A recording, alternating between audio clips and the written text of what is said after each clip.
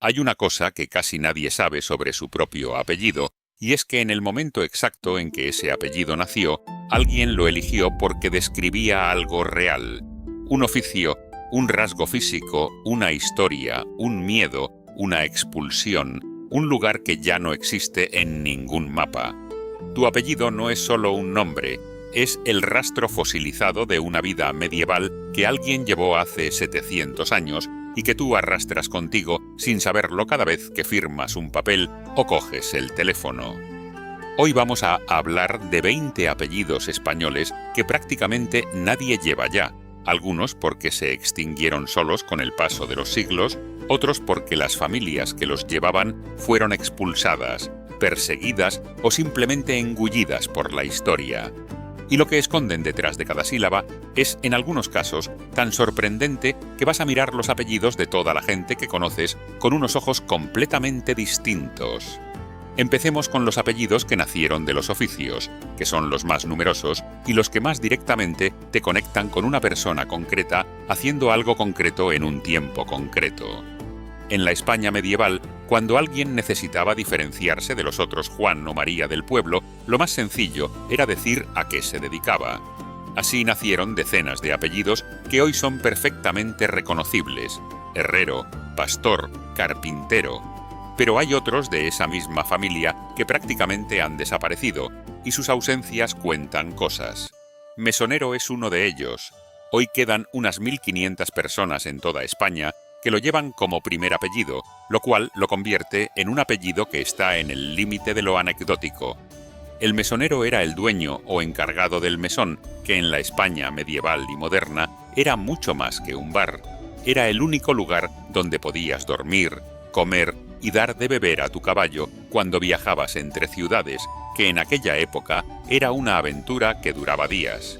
El mesonero conocía a todo el que pasaba por el camino, sabía las noticias de 3 provincias antes que cualquier otra persona del pueblo, y tenía el privilegio peculiar y peligroso de que en su casa dormían cada noche personas completamente desconocidas de cuya honestidad no podía saber nada. Una profesión que Cervantes inmortalizó en el Quijote y que desapareció como oficio cuando aparecieron las carreteras de asfalto y los hoteles de cadena. Ballestero sigue la misma lógica, pero va todavía más lejos en el tiempo. El ballestero era el especialista en el manejo de la ballesta, el arma de proyectil más sofisticada de la Edad Media antes de que llegaran las armas de fuego. En los siglos XIII y XIV, un buen ballestero era un soldado de élite al que los reyes pagaban muy bien y al que los nobles querían tener en su servicio. El apellido se concentra sobre todo en la corona de Aragón, Valencia y las Islas Baleares, que era donde la ballesta tuvo más importancia militar. Cuando las armas de fuego volvieron obsoleta la ballesta en el siglo XVI, el oficio desapareció y el apellido se quedó suspendido en el tiempo como un fósil de pólvora. Hoy es raro encontrarlo, aunque su prima Ballesteros todavía suena por el golf, por Sebe. Pellejero es de los que más se han perdido, y su historia es curiosamente gráfica. El pellejero era el que trabajaba con los pellejos, es decir, las pieles de los animales sacrificados, que en la Edad Media era una materia prima esencial para hacer zapatos, cinturones, odres de vino, encuadernaciones de libros, guantes y docenas de cosas más. Era un oficio sucio, maloliente y socialmente poco glamuroso, lo cual quizás explica por qué tan poca gente lo preservó como apellido de generación en generación. Hoy es prácticamente anecdótico en España. Junto a pellejero hay que mencionar trapero, que venía del que compraba y vendía trapos y objetos usados, una figura equivalente al chatarreo actual, pero con mucho más protagonismo social en una economía donde nada se tiraba porque nada sobraba. Y tornero, el artesano que trabajaba en el torno para dar formas cilíndricas a la madera, el hierro o la piedra, y cuya habilidad específica quedó codificada en un apellido que hoy la mayoría de la gente asociaría instintivamente a algo que tiene que ver con los tornillos antes que con un oficio artesanal medieval. Todos estos apellidos de oficio que van desapareciendo son como palabras que se quedan sin referente, siguen existiendo en el diccionario pero ya nadie sabe exactamente a qué señalan. Ahora vayamos a los apellidos que nacieron de los cuerpos, porque en la Edad Media cuando dos personas del mismo pueblo se llamaban igual y necesitaban distinguirse, el método más primitivo y más eficaz era señalar algo que se veía a simple vista: el color del pelo, la altura, el peso, un rasgo físico que hacía inconfundible a esa persona concreta entre todas las demás. Así nacieron apellidos que hoy nos parecen descriptivos hasta el punto de la crueldad. Calvo es el más obvio y el más antiguo de todos. Viene directamente del latín calvus, que significa sin pelo, y la primera persona que lo llevó fue, según las crónicas medievales, Laín Flacio Calvo, conde y juez de Castilla, que murió en el año 898. De ese remoto personaje, al que la historia recuerda principalmente por su calvicie, desciende un apellido del que se dice también que descendió el Cid Campeador a través de su nieto Álvaro Calvo, lo cual significa que hay una posibilidad, remota pero real, de que el más grande guerrero medieval español llevara en sus venas la sangre de un hombre al que toda Castilla conocía simplemente porque no tenía pelo. Calvo sigue siendo un apellido relativamente común, pero hay otros de la misma familia de apodos físicos que prácticamente no existen ya. Barriga es uno de ellos, literalmente el apodo de alguien con barriga prominente que en algún momento del medievo se convirtió en apellido hereditario, lo cual genera la imagen un poco absurda de familias enteras durante siglos cargando con el apodo de la barriga del abuelo fundador. Cabello, que hacía referencia a alguien con una melena especialmente notable, y Crespo para alguien con el pelo rizado, siguieron el mismo camino. Lo interesante de todos estos apellidos físicos es que revelan algo sobre cómo funcionaba la identidad en una sociedad sin fotografías, sin DNI, sin ninguna forma de documentación sistemática.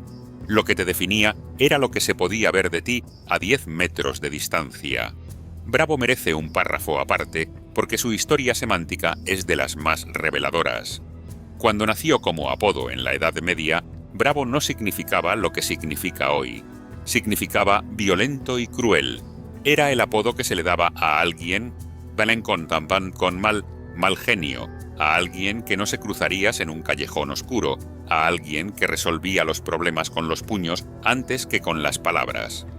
Con el paso de los siglos, del XVI al XVII, el significado fue evolucionando hasta convertirse en lo que es hoy: valiente, intrépido, gallardo.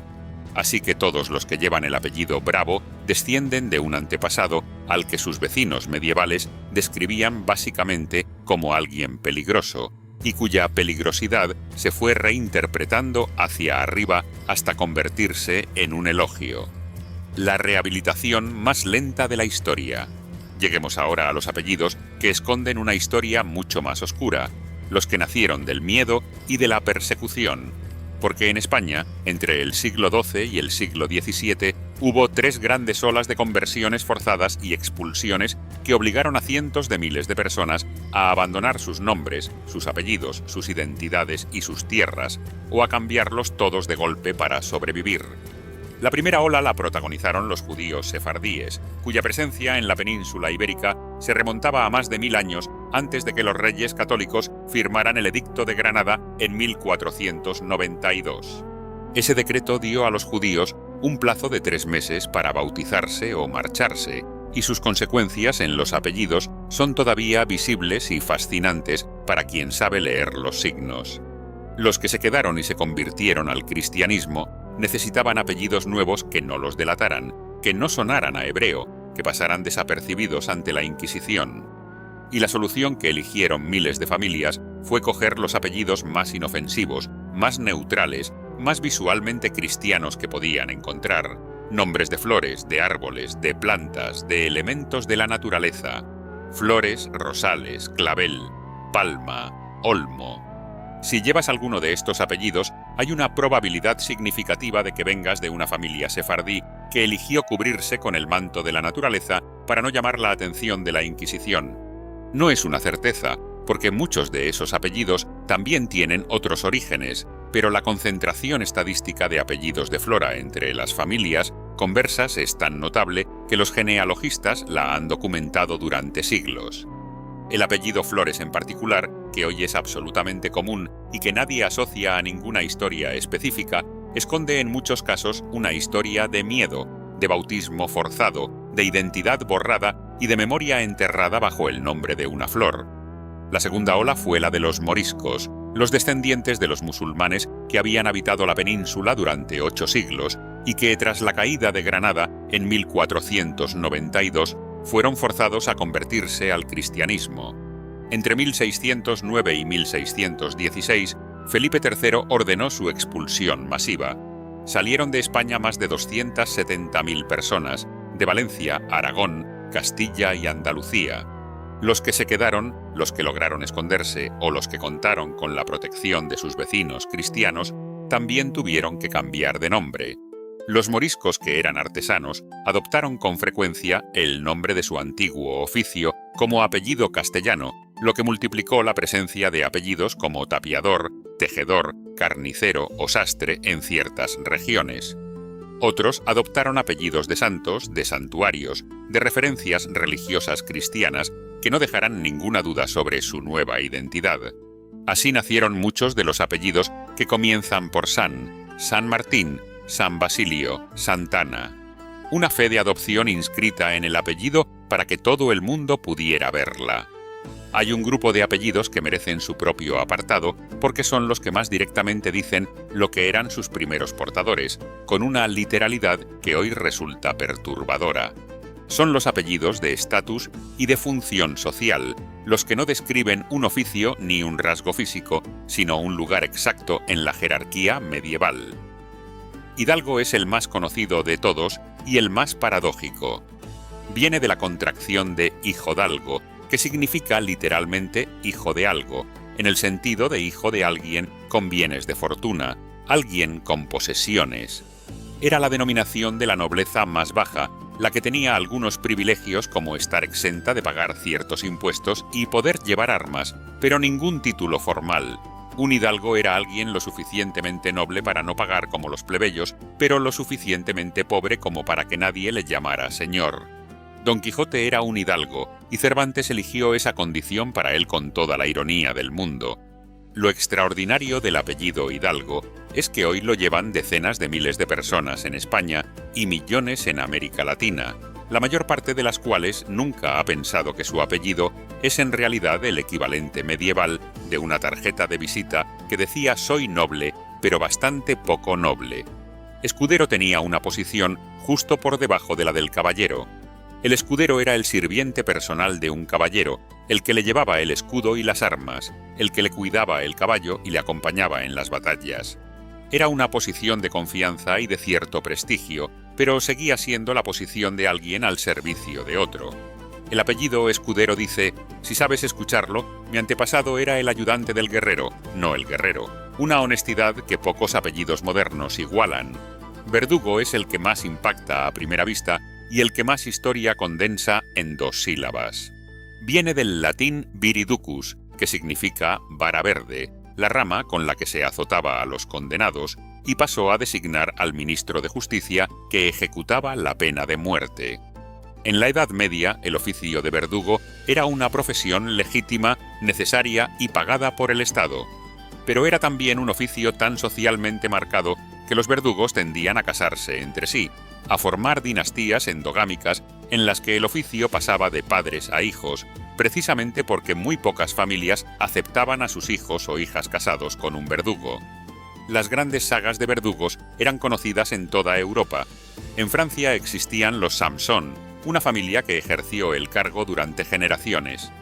En España, los Verdugo, que llevaban ese apellido, lo hacían precisamente porque uno de sus antepasados había tenido ese oficio, y ese antepasado lo tenía probablemente porque su padre también lo había tenido. El apellido como herencia de una profesión hereditaria que nadie más quería. Cerremos con los apellidos de lugar, que son quizás los más poéticos y los que más paisaje guardan dentro de sus sílabas. Montoya es de origen vasco-alavés y viene de la voz vasca Montoya, que significa pastizal de juncos o sitio de pastos. La primitiva casa solar del linaje Montoya estuvo en la villa de Bea de Berantevilla, en Álava, y de allí salieron 2 de sus caballeros más célebres, Ruy Díaz de Montoya y Álvaro de Montoya, que lucharon en la batalla de las Navas de Tolosa en 1212 contra los almohades. del pastizal de Juncos Alavés a uno de los apellidos más reconocibles del mundo hispanohablante, pasando por América, donde Montoya llegó con los conquistadores y se quedó para siempre en la geografía humana de un continente entero. Lozano viene de un apodo que en los siglos XIII y XIV significaba soberbio y altivo, y que con el tiempo evolucionó hacia los significados de alegre, gallardo y airoso.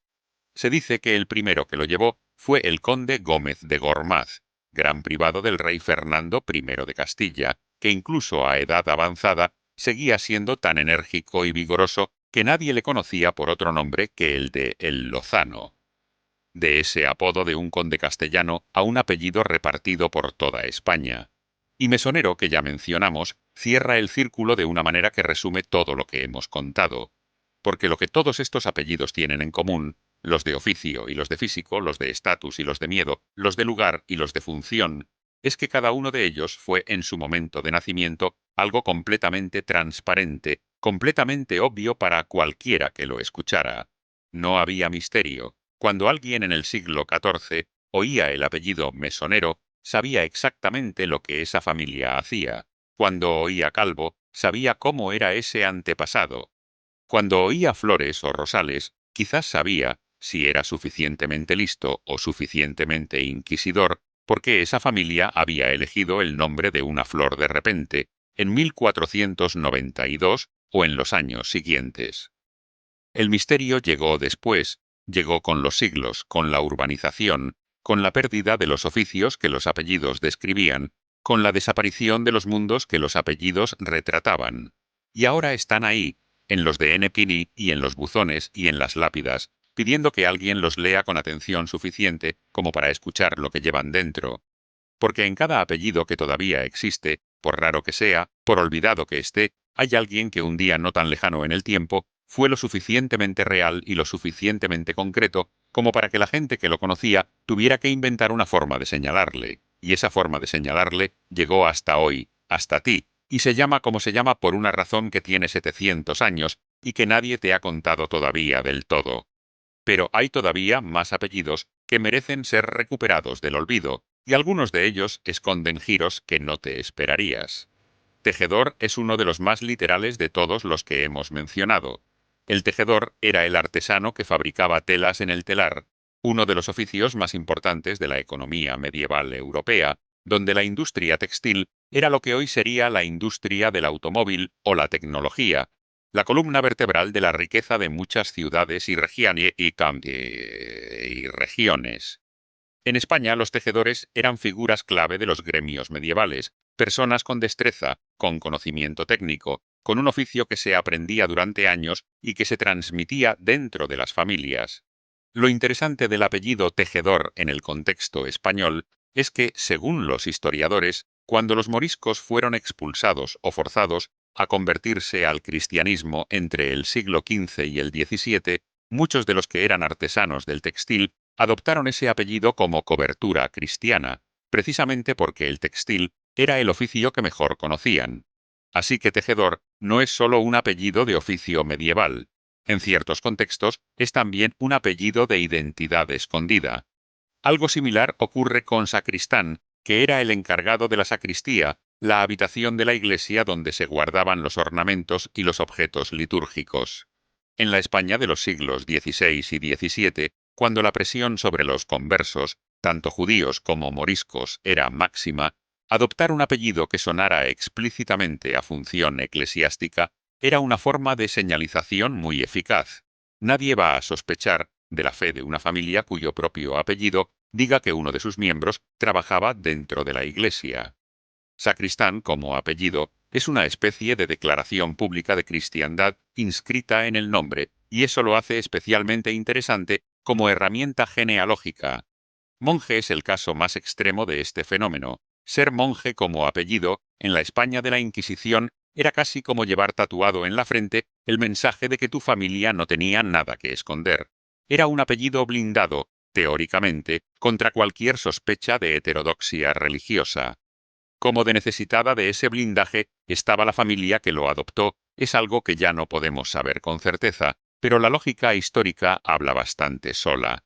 Alcaide viene del árabe al-Qaid, que significa el jefe o el capitán, y fue el título que se daba al funcionario encargado de custodiar y gobernar un castillo o fortaleza en nombre del rey. Es uno de los muchos apellidos españoles que tienen raíz árabe, lo cual no debería sorprender en un país donde el árabe fue lengua de gobierno, de cultura y de administración durante 8 siglos en gran parte del territorio. Otros apellidos de raíz árabe que sobreviven hoy en España, aunque muchos hablantes no los reconocen como tales, son Guadalupe, del árabe Guadalub, río del lobo, Almodóvar, del árabe Almudawar, el redondo, o el propio alcalde, del árabe alcadi, el juez. El español como lengua y los españoles como personas llevan dentro de sus palabras y de sus apellidos siglos enteros de convivencia árabe que la historia oficial ha tendido a silenciar o minimizar. Tornero, que ya mencionamos rápidamente, merece una segunda vuelta porque su desaparición como apellido frecuente coincide exactamente con la desaparición del oficio que lo generó. El tornero trabajaba el torno, que en la Edad Media era la herramienta más sofisticada de la artesanía. Te permitía dar forma perfectamente cilíndrica a madera, hueso, marfil o piedra con una precisión que no tenía equivalente antes de la industrialización. Los torneros hacían los mangos de las espadas, las piezas de los instrumentos musicales, los aros de los barriles, las columnillas doradas decorativas de los muebles de los ricos. Era un oficio que requería años de práctica y que tenía un mercado garantizado durante todo el año. Y cuando llegó la industrialización y las máquinas empezaron a hacer en minutos lo que un tornero tardaba horas en producir, el oficio murió. Y el apellido, con él, empezó su lento camino hacia la rareza. Cantero era el que tallaba y labraba la piedra para la construcción, el artesano de las catedrales y los castillos y los puentes medievales. Era un oficio que requería conocimientos casi matemáticos sobre cómo cortar la piedra en el ángulo correcto para que el arco se sostuviera, sobre cómo calcular el peso que podía aguantar una columna, sobre cómo encajar los sillares para que duraran siglos. Los canteros medievales españoles dejaron su huella en prácticamente cada edificio románico y gótico de la península, pero muy raramente dejaron su nombre. Su trabajo es colectivo, anónimo, absolutamente indispensable y casi completamente invisible. Salvo en el apellido Cantero, que en algunas familias preservó durante generaciones la memoria de esa destreza. Y luego está Pescador, que en la España de interior resulta especialmente llamativo. Que alguien en la meseta castellana, en algún pueblo sin río grande cercano, se llamara pescador en el siglo XIII o XIV implica casi necesariamente una historia de migración. Alguien que vino de la costa, del Cantábrico o del Atlántico o del Mediterráneo, y que en su nueva tierra siguió siendo conocido por lo que había sido antes de llegar. El apellido como tráiler de una historia de movimiento, de alguien que dejó el mar y llegó al interior, pero que no dejó de ser el que sabía pescar. Hay también un apellido que casi nadie espera encontrar en una lista de apellidos españoles y que sin embargo estuvo muy presente durante siglos: Moro. Moro como apellido no viene de ser musulmán, aunque en muchos casos históricos sí pudo tener esa connotación. En la mayoría de los casos documentados viene de ser moreno de tez, de tener la piel más oscura que la media de los vecinos, y ese rasgo físico se convirtió en el apodo y luego en el apellido. Hoy en España hay miles de personas con el apellido Moreno que sigue la misma lógica. Pero Moro, sin el sufijo, es ya una rareza que levanta cejas en los registros y que lleva consigo toda la complejidad de una sociedad medieval que se describía a sí misma en términos de color y de religión de una forma que hoy nos resulta incómoda. Finalmente, Montero, que es de los apellidos de oficio medievales que más vocabulario castellano antiguo preserva. El montero era el especialista en la caza mayor en el monte, el que organizaba las monterías reales, el que conocía los movimientos de los ciervos y los jabalíes, el que sabía dónde tender la red y cuándo soltar los perros. Era un oficio al servicio de los nobles y de los reyes, que en la Edad Media tomaban la caza mayor con una seriedad casi militar. Era entrenamiento bélico, era demostración de poderío, era ritual de virilidad aristocrática. El montero era imprescindible para que todo eso funcionara, y su apellido sobrevivió siglos después de que la caza dejara de ser una actividad semimilitarizada de las élites. Todos estos apellidos, los que practican el desvanecimiento lento y los que ya prácticamente no existen, son fragmentos de un diccionario que España fue perdiendo a medida que se modernizaba. Un diccionario donde cada entrada era una vida, donde cada definición era una historia, y donde el hecho de que ciertas palabras ya no se usen dice tanto sobre lo que somos hoy como el hecho de que otras se sigan usando. Porque un apellido que nadie lleva ya es un oficio que desapareció, una familia que se dispersó, una identidad que fue forzada a cambiar, un mundo que se cerró. Y un apellido que sigue existiendo, aunque sea en un solo buzón de un solo edificio de una sola ciudad, es la última línea de un texto que alguien empezó a escribir hace 700 años y que todavía no ha terminado.